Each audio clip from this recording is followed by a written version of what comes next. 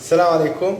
من أفضل الفيديوهات اللي أنا شفتها بتشرح عن المسجد الأقصى المبارك، المساحة والتقسيم والمصليات اللي موجودة فيه، هو هذا الفيديو. خلينا نشوفه مع بعض.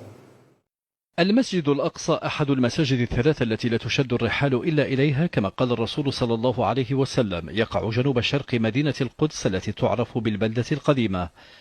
المسجد الأقصى هو كامل المنطقة المحاطة بالسور، ويضم عدة معالم يصل عددها إلى نحو 200، أبرزها المسجد القبلي وقبة الصخرة والمصلى المرواني.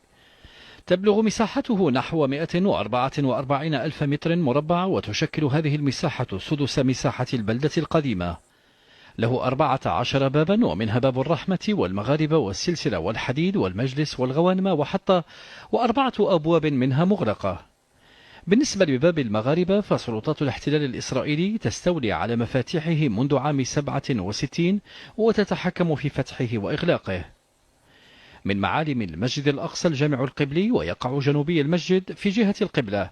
أول من بناه عمر بن الخطاب عند الفتح الإسلامي، وتبلغ مساحته نحو 4000 متر مربع، وله 11 بابا. المصلى المرواني نسبة إلى الخليفة عبد الملك بن مروان، ويقع في الجهة الجنوبية الشرقية من المسجد، وكان يعرف قديما بالتسوية الشرقية، وتبلغ مساحته الإجمالية نحو 3800 متر مربع.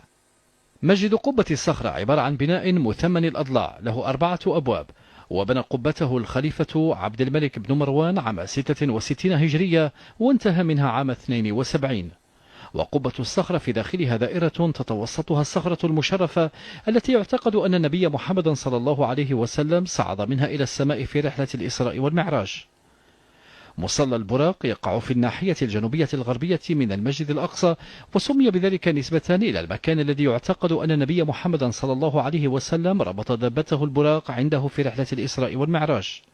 من المعالم مسجد المغاربة في الزاوية الجنوبية الغربية من المسجد الأقصى، ومصلى الأقصى القديم، ويقع تحت الجامع القبلي.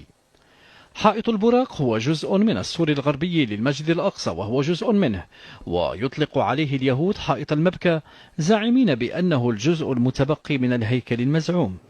نسأل الله أن يغفر لكل من نشر هذا المقطع أو ساهم في نشره. والسلام عليكم ورحمة الله تعالى وبركاته.